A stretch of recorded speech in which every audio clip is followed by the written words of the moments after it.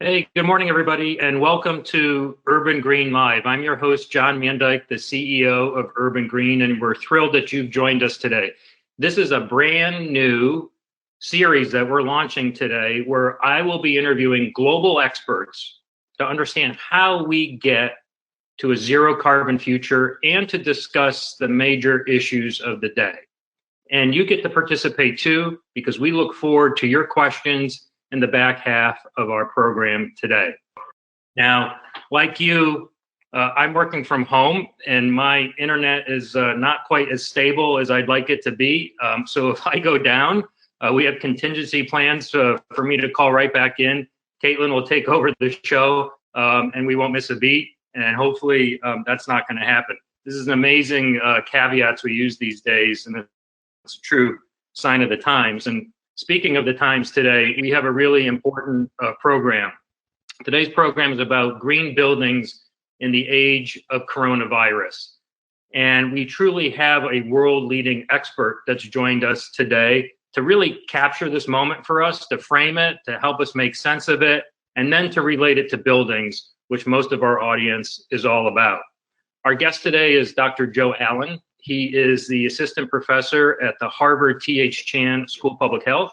He is the director of the Harvard Healthy Buildings program. He's the co-author of this really cool new book called Healthy Buildings: How Indoor Spaces Drive Performance and Productivity. It launches on Tuesday. You're getting your sneak peek here. I was fortunate to get an advance copy. It's a fantastic book. I recommend it to everybody. When you think about public health and you think about buildings, you think about Joe Allen. He's been all over the national media in the last few weeks. And the amazing thing is, and the little secret we're going to let you in on today, he's doing it all from his parked car in his driveway in Brookline, Massachusetts, because he's working from home and we all have to find the best place to do this. So Joe, from your parked car in your driveway in Brookline, Massachusetts, welcome to Urban Green Live. Yeah, thanks, John. It's really nice to join you. Congratulations to you and the Urban Green team on this new initiative. Like you know, more than ever, I think we all have a role to play here in educating and talking to people and understanding what their questions and concerns are, and doing our best to really translate the science into actionable tips that people can take around their buildings and also around their homes and just their lives in general. It's a fire hose of information out there. And I think the real trick in these times is how do you distill that into the truth and then also into what really matters and to guide decisions that we're all making every day, and it's changing rapidly. Well, I want to thank you, Joe, for being everywhere. This is public health moment, and we need people like you to help us understand where we are and where we can go. So let's get right into it, Joe. Where do you see us right now in the arc of this pandemic? It's early. So I think we've gotten to this point where maybe the initial shock is over. I like to think about it, or how I've heard people present it. We're in this acceptance phase. And the good thing about reaching the acceptance phase of a crisis is that we're back to a power position. And that means we recognize what's at stake here. It's no longer, will schools be closed for 2 weeks and maybe they'll open in 2 weeks? Will the economy open in April?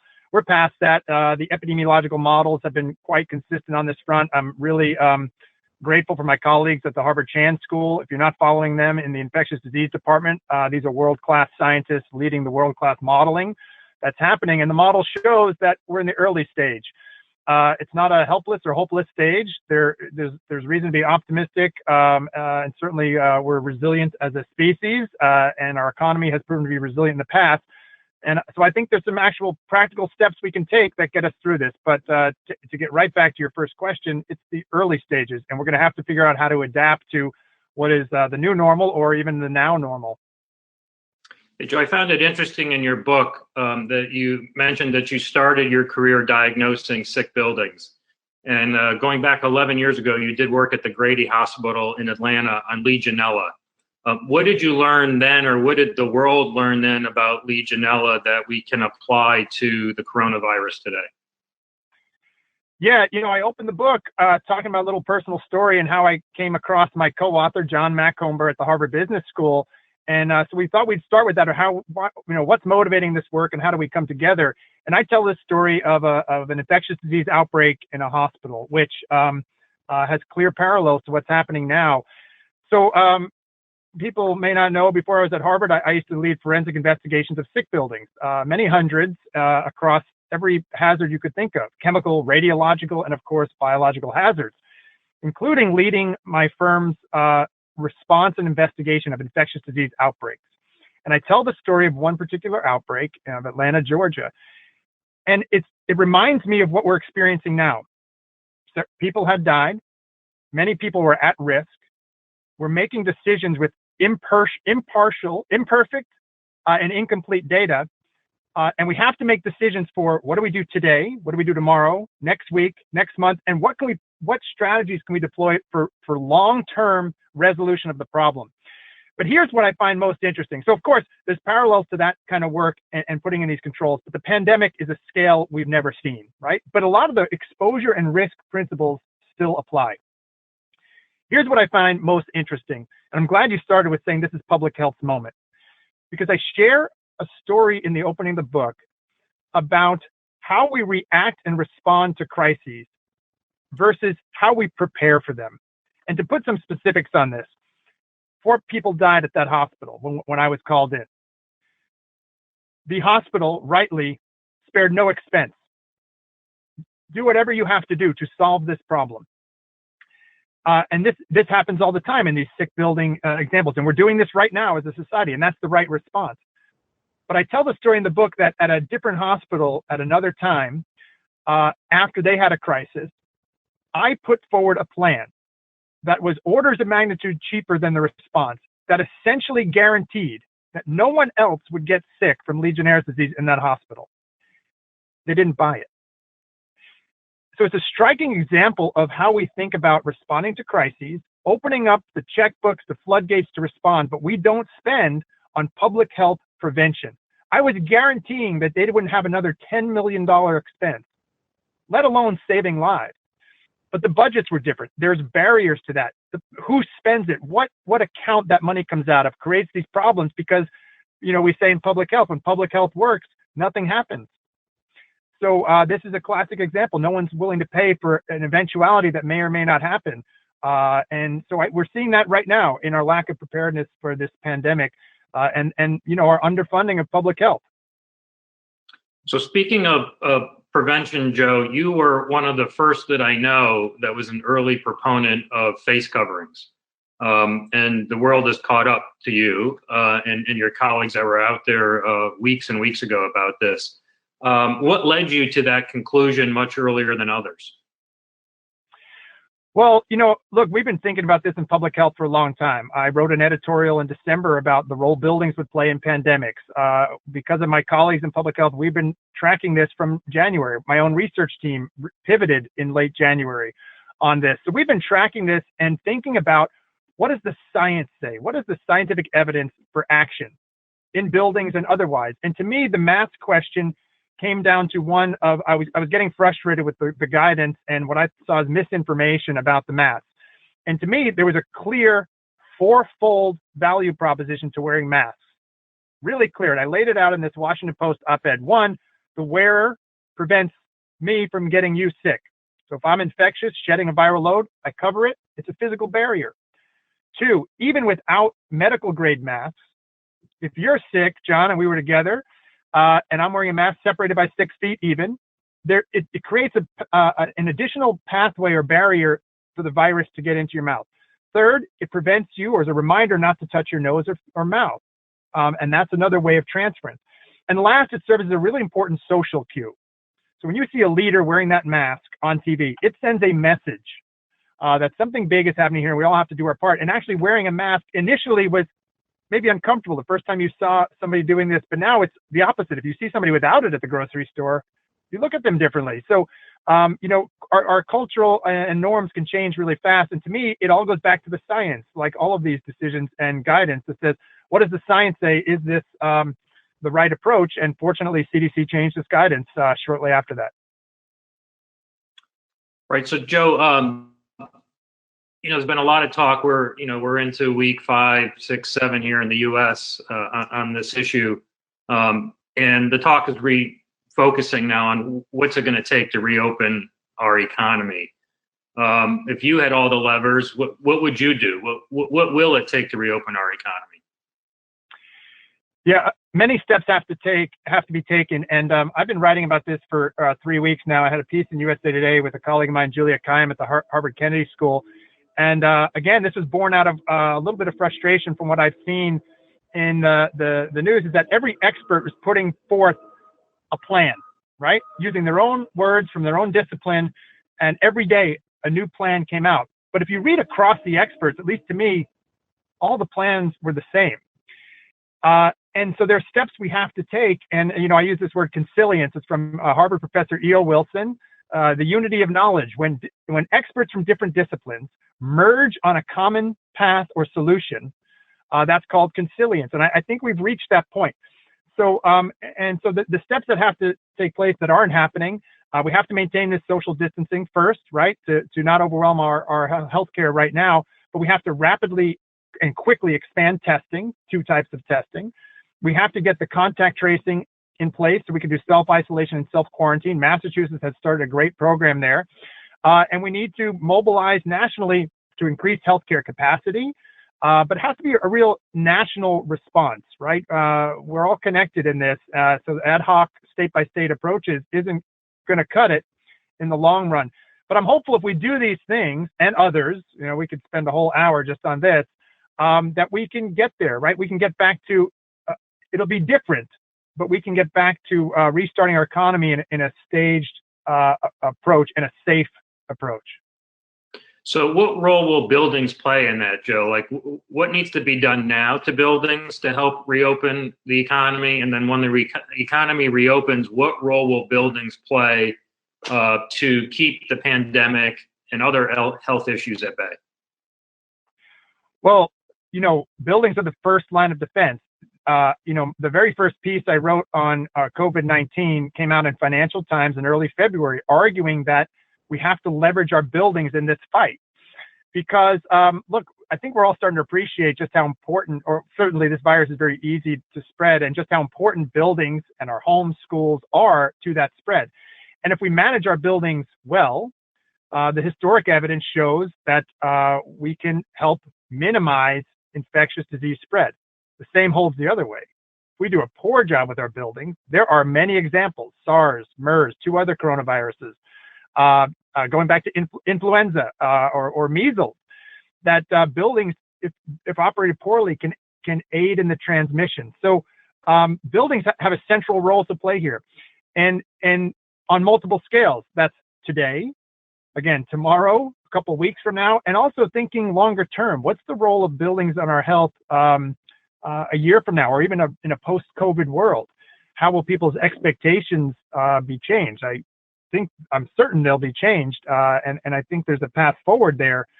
So, there are strategies we can take in our buildings to help minimize disease spread, including SARS-CoV-2, this virus. So what would be the top 1, 2, 3 strategies that you would advise? Yeah, so it's going to be multi-level, and I'll say this, it might be worth a discussion on how deep we want to go here, but we have to understand the modes of transmission. So how are people catching this virus? Because that informs controls. So you might have heard of large droplet, 3 modes of transmission: large droplet, fomite, that's inanimate surfaces that can harbor the virus, like a doorknob. And the last one is aerosol transmission, or airborne transmission. It's a bit of a false construct. They're all happening at the same time, and we can talk about that maybe during the Q&A if a listener has a question. But that informs the strategy. So I'm hesitant to even say these are the top 3 things you can do in any order. The reality is we have to have a multi-layered defense here, right? We have to think about building systems and control technologies. That's higher ventilation rates, higher filtration rates, the use of portable air purifiers. We have to pair that with administrative controls. How do you de-densify your buildings? And we have to also pair that with personal behavior change, covering your cough, giving your colleagues more space. So it's really multifactorial, including an enhanced cleaning, right? And there's no silver bullet here. I've been talking to a lot of these leading companies working on strategies to repopulate their buildings. And and there's a lot of companies out there maybe selling a new tech that says, just put this in your duct and you're all set. Well, nothing's going to be like that. There is no one silver bullet here.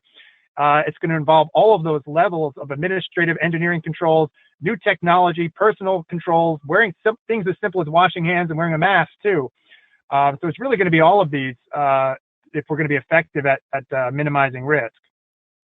It's interesting you mentioned cleaning, because just in the last week at Urban Green, we've been getting several inquiries from building owners who just now are putting together plans for an eventual reopening, and they're saying, what cleaning agents should we be using here? I mean, we want to prevent the virus and the spread, but we don't want to release a ton of VOCs, and we don't want to do anything that's harmful to the environment. So, what advice do you have for people on a simple item like cleaning solutions for a building?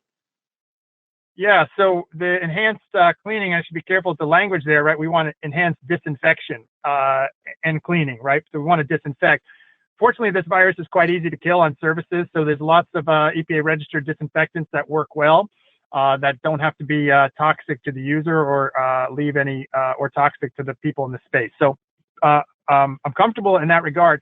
But the enhanced disinfection protocols are not just which agents we use, it's how often, which surface do you clean, which areas of the building do you pay more attention to, bathroom versus desktops or conference rooms or lobbies and elevators. So that has to fit into the strategy, and it fits into the sequencing and administrative controls too. So this is why I mentioned just a minute ago, it's this multifactorial layered defense. It's not just cleaning or buildings, it's how they all interrelate.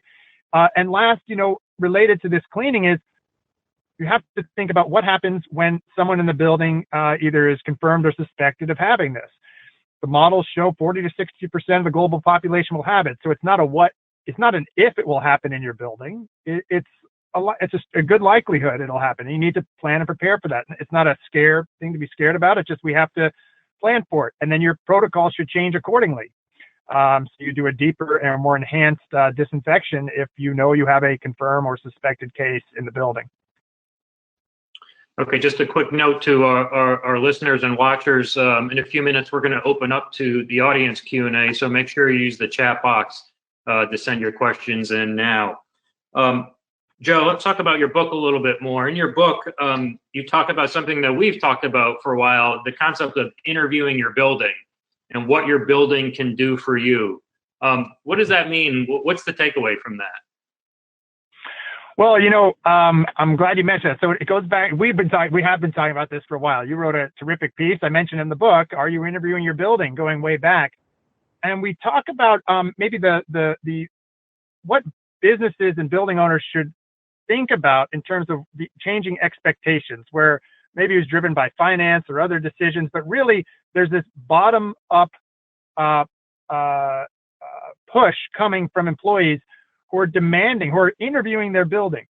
Certainly, I talk about some anecdotes in the book of people, top talent, interviewing the building, wanting to know the building is the differentiator on whether they're going to take the job or not. But even more at a basic level, in the book, we show examples where people are reporting on social media right now, and I bet most companies are not even aware of this. People are interviewing their building and reporting on it. And in the book, I give a couple examples of, someone says, smells bad in here, the temperature's up, it's uncomfortable, management doesn't care about the building, doesn't care about me. So we have all these examples in the book. And but even more recently, if you poke around, and I have, there are now people talking about coronavirus and the building. So the question we pose, and I have a new piece coming out in Harvard Business Review next week on this topic: can your building survive being branded or labeled as a sick building in this age?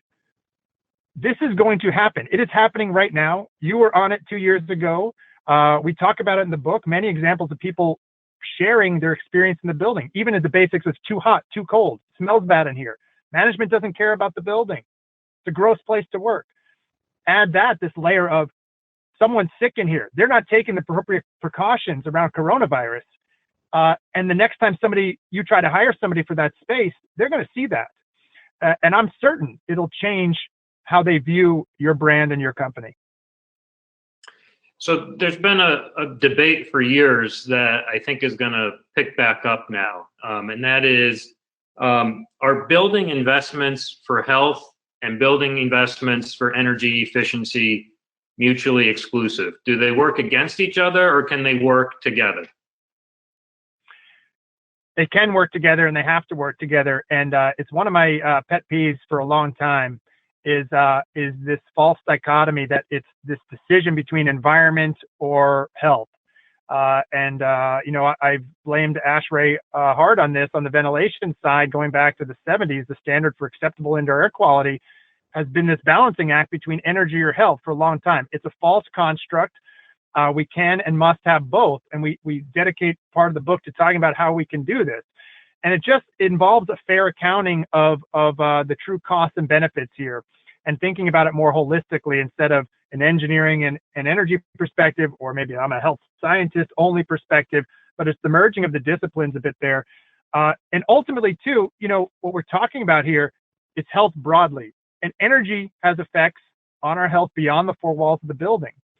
So when I talk about this holistic strategy of healthy buildings, it's not just indoor and performance and productivity and well-being. It's also population level health based on our decisions about the resources we use in our buildings and our energy choices in our buildings. So it is a interwoven conversation on energy or health, and it's not an either or proposition. It's just not. So, often on that point, those investments are viewed on payback. And so there's always a clear payback to the energy efficiency, but the health has been a little bit harder to quantify. So how would you quantify it? And you mentioned in your book the 90%. What role does that play into it? Yeah, right. So, this is why I intentionally partnered up with my truly brilliant co-author, John Macomber at the Harvard Business School. He, like me, had a came from a professional background. He used to run a real estate construction firm, now teaches real estate finance and sustainable development at the Harvard Business School, to bring some of these economics into this, right? So at a real basic level, we've done this many times in presentations. We talk about why are we ignoring the 90% and the two parts of it. We spend 90% of our time indoors. We're an indoor species, so it has a great impact on our health. The other part, the 90% cost of our businesses are people. And if we focus on that, we can capture all that value. We've done this in the COG effect studies and modeled these benefits out, several orders of magnitude benefit on performance and productivity relative to cost. In the book, we walk through this very carefully. So with Professor Macomber, we lay out pro formas in the book. To give you an example, what would this look like in your business? And that's where you see it. That's where you see it. The line item of energy, sure, it's simple to see in the budget, and the paybacks are easy. The benefits to health and productivity show up enterprise-wide. They're harder to find. They're in there, and it's backed by 40 years of science.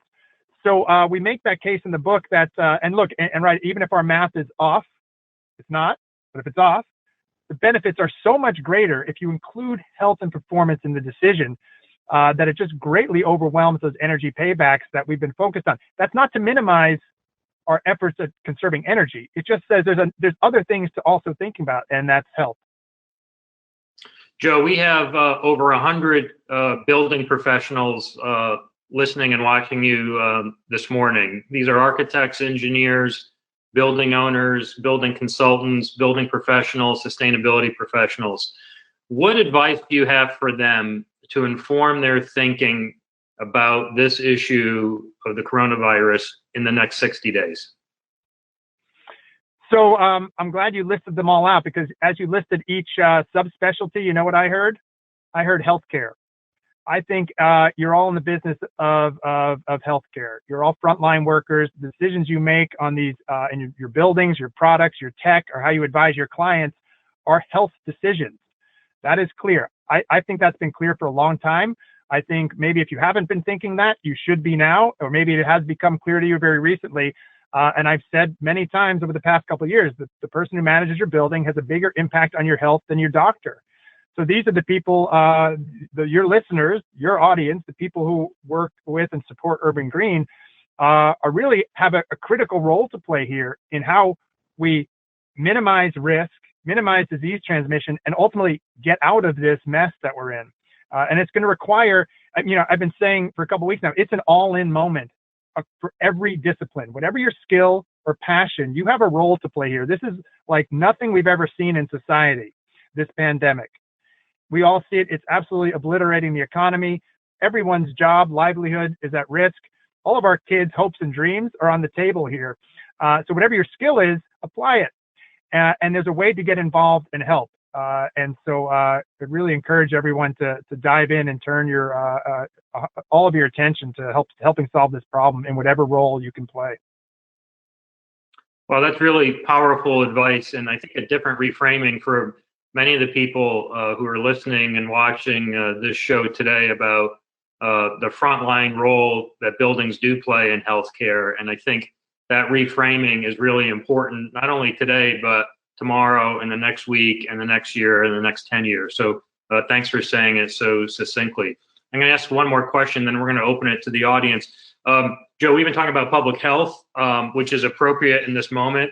But before we had this crisis, we had a climate crisis. And when we're done with this pandemic, which I'm sure we will be, the climate crisis is still front and center in front of us. And so I want to ask you this question, Joe.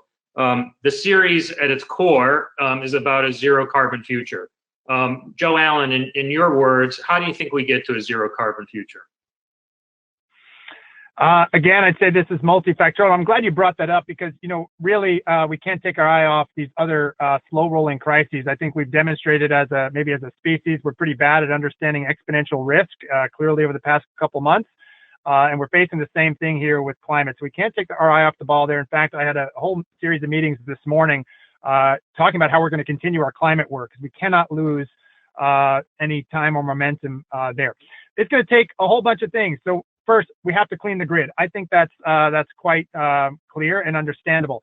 I also think what's happening in New York with Local Law 97 is something that other cities are going to have to start doing too, because buildings, as we all know, or certainly your audience knows, are a major consumer of energy. And as that grid cleans, the attention will be focused on on-site combustion. I mean, I think these are pretty clear signs that we have to look at. And what we've been doing on our effort here is to quantify these health and climate co-benefits of these energy efficiency measures that are being put in place at a state level, a city level, and even a national level. And we're working on Local Law 97 and other cities and other policies to add a health benefits layer, a co-benefits layer into the decision-making process. So, we can't stop our efforts on climate while we address this. Certainly, everyone's attention right now is focused on COVID-19, but climate is the next is what we'll be facing. That climate change issue will still be here a year from now, 2 years from now, and longer. So it's another all-in moment. My hope is that the perceptions or the people's willingness to take a preventative approach, recognizing what can happen on a global scale when we don't take these precautions, how devastating it can be. My hope is that it'll add some weight or importance or drive behind the momentum towards mitigating the risks of climate change. And again, buildings are front and center in that conversation. They have to be. Okay, Joe, that's great. Thank you. Caitlin, can we turn it over to the audience questions now? Yes. So the first question I have is, can building HVAC filters capture COVID-19 to contain the spread indoors? Yes. The short answer is yes. And the longer answer is there's nuance and it depends. So first answer, can you filter the virus? And I'd say maybe higher level, we should start with what I mentioned. I want to be very careful here. This virus is transmitted across multiple modes of transmission. We need to address all of them. The work with the mechanical system and filtration addresses one of the pathways. So if we address it with filtration, it doesn't address all of the modes of transmission. So I think we have to be very clear there. In terms of filtration, right, we know the virus particle size. Also, virus doesn't exist naked. If I'm infectious and I cough or sneeze, well, that virus is enveloped in liquid. And so the particle sizes range from very large to quite small. Filters, depending on the grade of filter you're using, can filter out particles of different sizes differentially. So I've been talking about the need to enhance the level of filtration of the building up to a MERV 13 or 14, where you get much higher capture efficiencies for particles across many size ranges. We can talk more about filters and what they can and can't do, but I think we have to place filters in the context of the bigger control strategies and deploy them, but it is definitely part of the building strategy that you should be enhancing the filtration. You can pair that with portable air purifiers, HEPA grade filters, which are closer to the source, and if they're sized correctly, can also add some benefit to controlling the virus. Great. So our next question is from Scott Frank. In commercial office space setting, any sense of what percentage of infections are caused by aerosols versus the other two modes of transmission? Yeah, it's a great question. Hi, Scott. I'm glad you weighed in. Here's the truth. We don't know what the difference is in the relative modes of transmission, and we may never know. So that's unsettling for people to hear, but I'll tell you that we've been studying influenza for decades, and we still don't know which mode of transmission dominates. In fact, it's a big, it causes a lot of contention in the scientific community. So, so for this virus, SARS-CoV-2, we don't know. Will we know eventually? Maybe. I don't know. Maybe a year or two, we'll figure it out. I also don't think it matters. And here's why. Now, related to the opening story about Legionnaire's disease in a hospital, we have to be throwing everything we can at this. It is highly contagious, highly infectious virus that is definitely operating. I think the scientific evidence is quite clear that all three modes are operating. So does it matter if it's 5%, 10%, 15%? In some sense it does, but it shouldn't matter right now in informing control strategies, right? We should be taking steps to minimize that mode, regardless of what the final percent or relative contribution airborne transmission is relative to fomite and large droplet. Our corporate office is considering monitoring indoor air quality upon returning to work. What are key parameters we should be including to safeguard our employees? Yeah, that's a great question. So I also want to apologize. I did have to call in from my car like everybody, making do best I can. And of course, my town decides today is the day they're going to repair the sidewalks and bring in the heavy machinery. So apologize for what's happening in the background here. Yeah, it's a great idea to measure indoor environmental quality. And in fact, we have to. And in the book, I talk about this as taking the pulse of the building. You go to the doctor, what's the first thing they do, right? They take your pulse, check your blood pressure. We don't do this enough in buildings. And it's really the only way we can figure out or understand, how it's performing. So in terms of what you can measure, there's a handful of things you can measure in real time, somewhat reliably, that give you a sense or proxies for how the indoor environment's performing. Things like carbon dioxide, which is can be a proxy for ventilation. We can measure airborne particles to see if you have an issue with infiltration of particles or an indoor source, perhaps, and give you a sense of how your filtration's performing. And then you can think about the classics like temperature and humidity for thermal health or thermal comfort. And then as we think more broadly beyond this issue is what else do you want to measure and monitor in your space, and thinking about things like acoustic performance, lighting, and a whole host of other factors. That should be supplemented by real-time, traditional industrial hygiene measurements, and that's a longer conversation we can have too. I will say this about monitoring biologicals. It's really tricky, and I wouldn't advise it for commercial real estate. Not just because it's tricky. I think the interpretation is hard.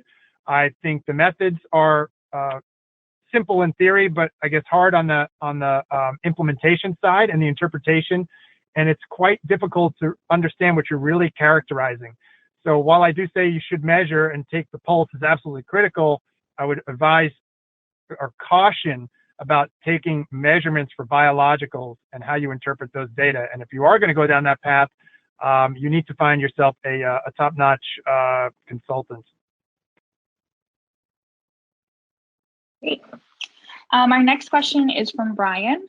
How important is humidity control, specifically raising humidity to optimal levels in office buildings? Yeah, so what we understand there on humidity largely comes from other viruses that we know survive better at low humidity and full humidity, let's call it, very high humidity.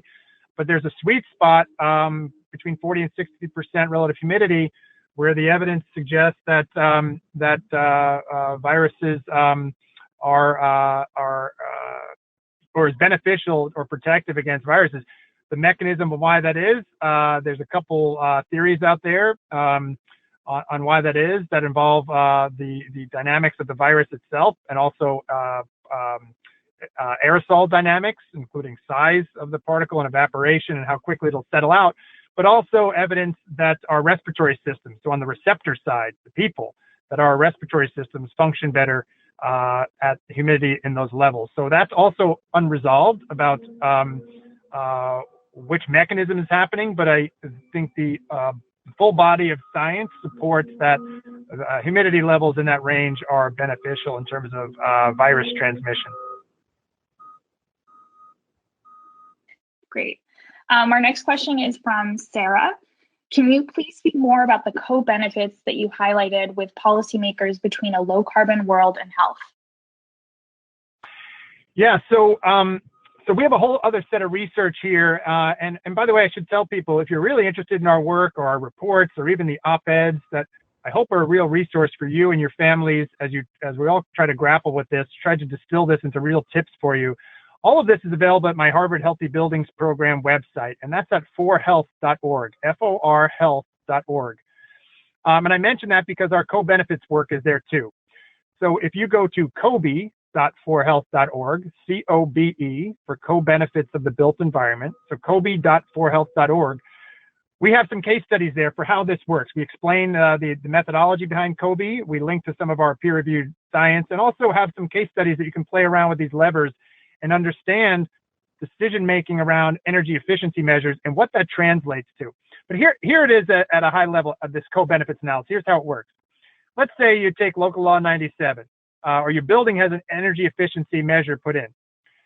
That reduces the demand on the electrical grid. Depending on where that energy is coming from, coal, oil, renewables, that's going to determine how much air pollutants are emitted, both criteria air pollutants that have an immediate effect on your health, and also greenhouse gases.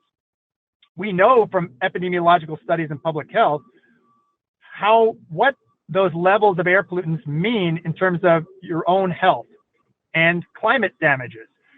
So what we've done with this, what we call this Cobe calculator, is we've strung all of these data sets together and models together that allow you to take an energy efficiency decision at a portfolio level, a city level, a state level, and tie that all the way back through pollutant emissions and human health impacts, right back to how many lives or how much premature mortality was avoided because of those decisions, how many missed school days were averted, how many missed work days were averted, and then we can monetize that too and put it back on a dollar per dollar basis.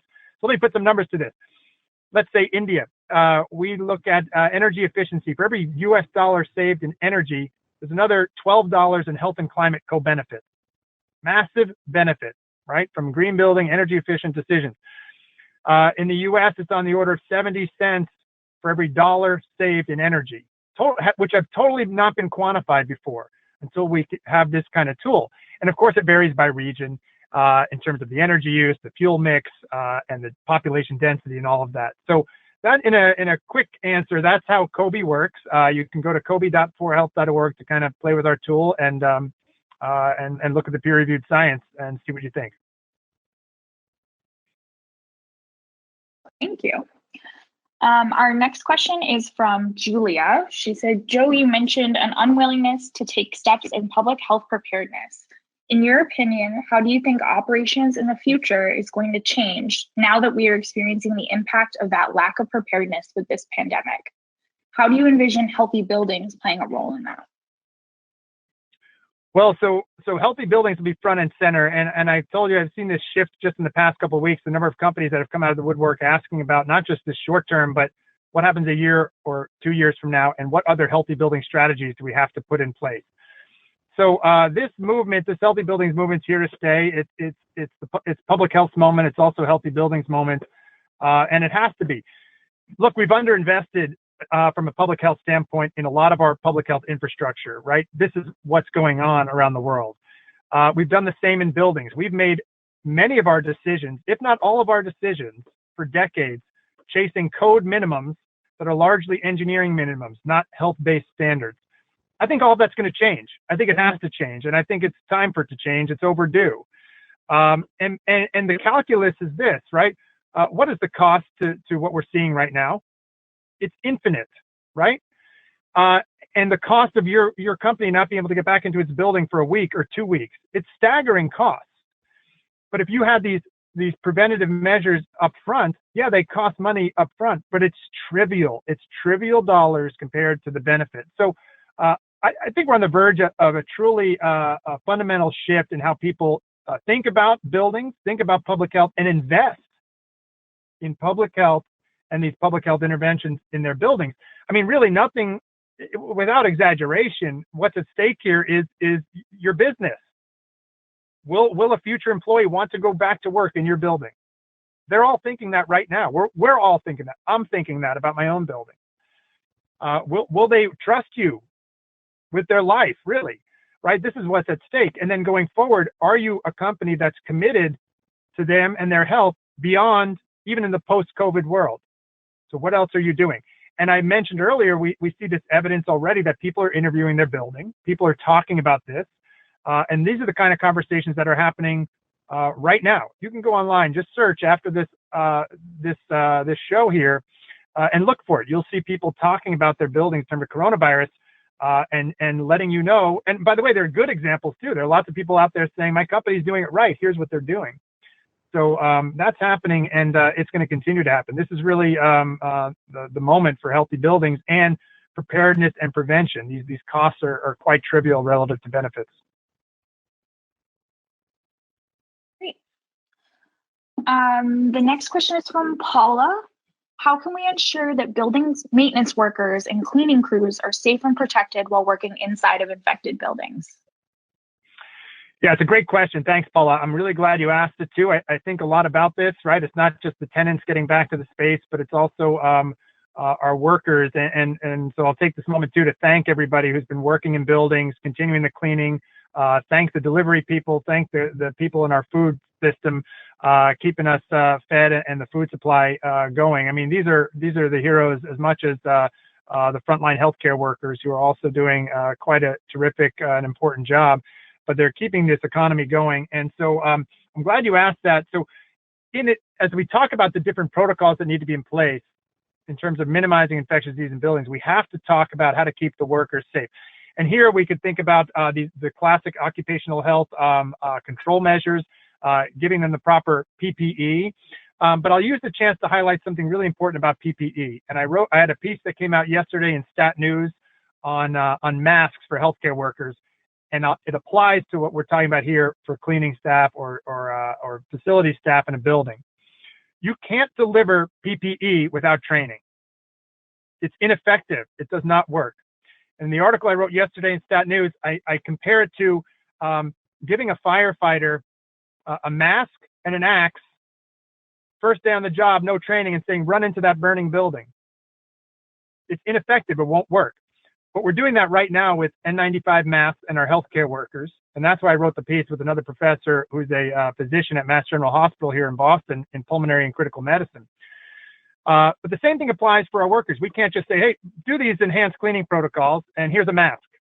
No, it has to come with training, the proper way to use the mask, the proper way to protect themselves, and also the proper way to do this kind of cleaning. So again, Paula, thanks for asking that question. This training part has to be part of the overall response strategy.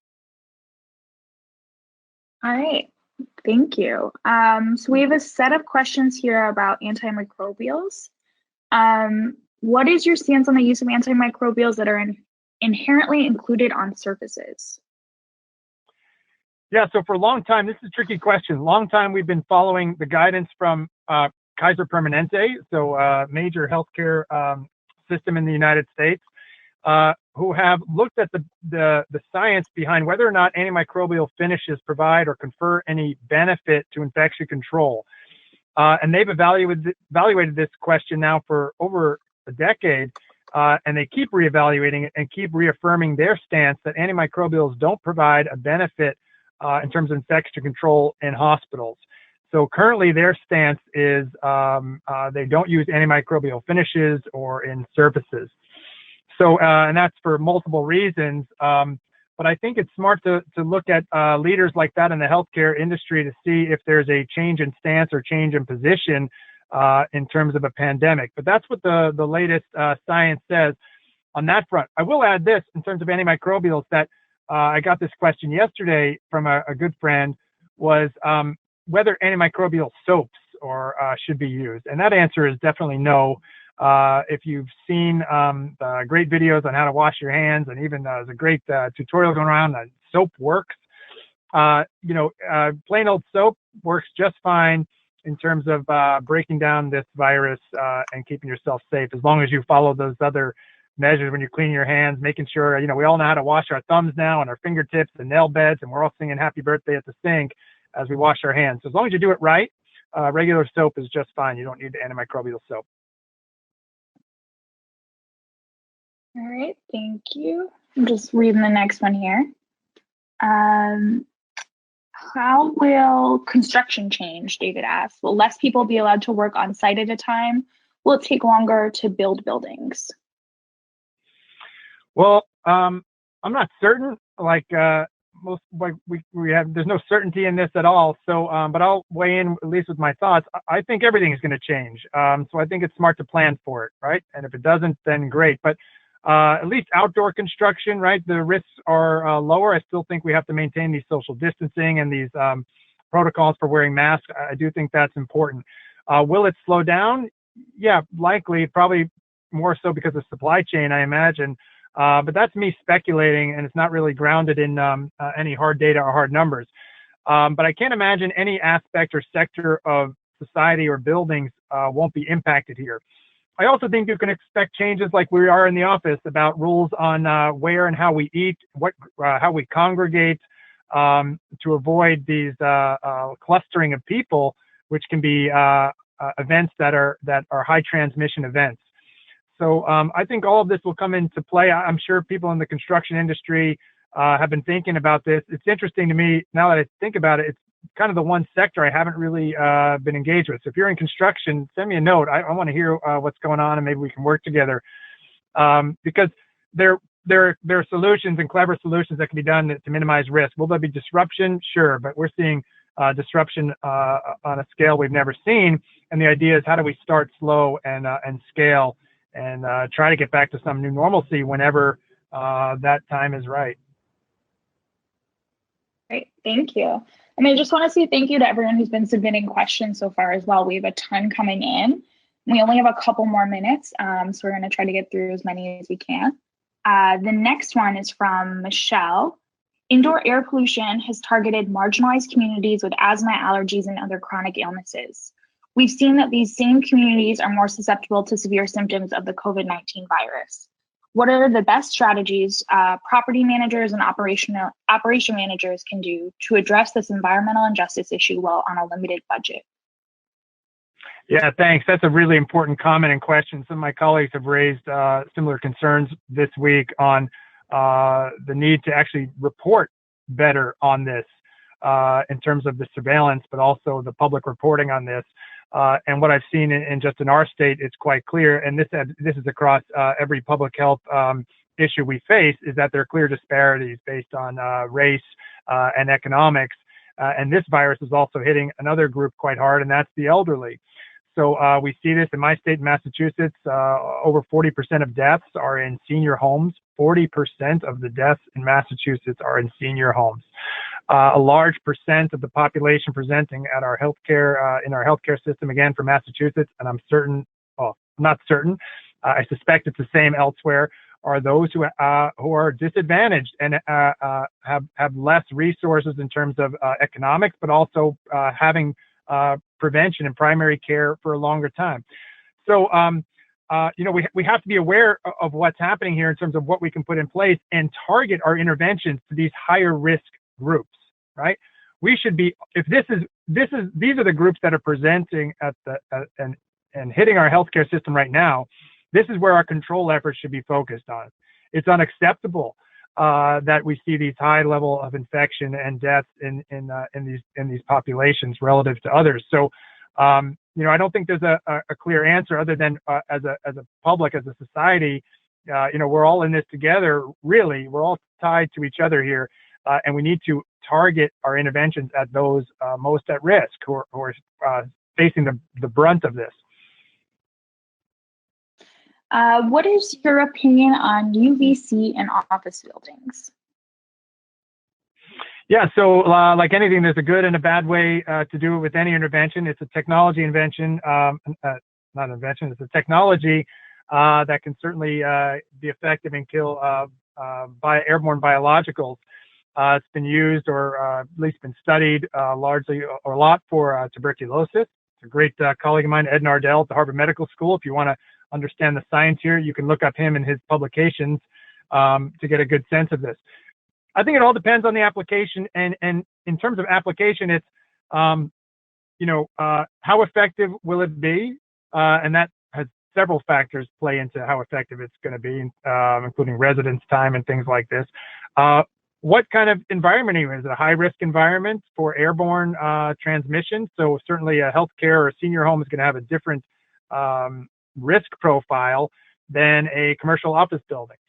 So, I'm hesitant to endorse or not endorse any one technology because it's really about the application of that technology.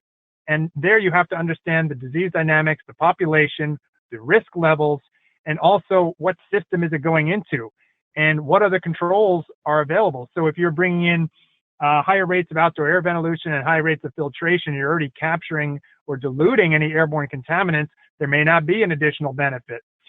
If you're in a different situation, high risk, with people with shedding high loads of virus, then the risk profile changes, and you might need to deploy technologies or air cleaning solutions.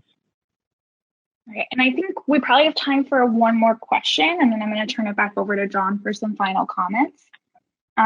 This question is from Shona. As non-medical professionals, how do we best serve our clients and protect them from the quote kill COVID type products? Is there particular research on this topic that you would recommend as good reading materials in addition to your book? Yeah, I thanks for the question, Shona. I think it's quite hard and challenging right now for a lot of people because the science is coming at people fast. I think the training may not be there, and how do you interpret the data and the science? And then certainly people are promoting products that are silver bullets. And again, I just reiterate, nothing's a silver bullet, and you have to be careful about how to vet. I can't point you to one set of papers or guidance that talks about these different technologies. It's quite hard. I've been working with some top companies, and they're facing these exact same questions about considering technologies. And again, understanding what works, what doesn't, what works in a chamber or in a lab test versus what works in the real world. There's nuance here. I would just urge caution on that front. So it's not a terrific answer in terms of guidance, but there are people out there you can consult on this and get. So I would just say arm yourself with the right expertise. If you don't have it, to say, help me vet this technology so I can understand it before you go all in on it. Because there is a danger too on the flip side of this, right? Is if we put in some technology, maybe we get a false sense of safety or security. That we think, okay, hey, this thing looks great. It says it's it kills whatever, and we put it in, and we're all done. Our responsibility is over. That's the real danger here. So some of the best companies I've worked with that are doing this, their crisis team involves experts in security, facilities, communication, of course, legal, environmental health and safety, exposure and risk assessment science, epidemiology, medical, so you have all of these factors happening, and I guess that's my best guidance is to say, form one of these teams, get the right experts in the room that you need, and really, truthfully, there's not one person or expertise that has that can cover all of this. But all of those decisions are important. Yeah. All right. Thank you, Joe. I'm going to turn it back to John for any final comments. Great. Thank you, Caitlin. Joe, thank you so much. I couldn't think of a better way to launch Urban Green Live than with your participation today. This is truly public health's moment. And what you've helped us to understand today is there's a new orientation for all of us that this is really the moment for buildings too. And I look forward to how we can work together, between Joe Allen and Urban Green and Harvard and Urban Green and just all of us in the public health community and the buildings community for how we move forward in the brave new world that we're in. For those of you who are new to Urban Green, we appreciate you joining us. Check us out on our website, urbangreencouncil.org. As you can see, just through the course of this program, we're taking on the biggest challenges with the biggest solutions to make the biggest difference. We convene, we do research, we do advocacy, and we do education, all to make a difference. So check us out. We'd love to see you on future programs. Love your support. Caitlin, back to you to wrap us up. Thank you to you both for joining us for this first episode of Urban Green Live and for leading an interactive and engaging discussion. And thank you to all that were able to log on. Our next Urban Green Live event will be on the day the new energy code goes into effect, an interview with Gina Bogra for day one of the new New York City Energy Code. And I just want to say thanks again and have a great Friday.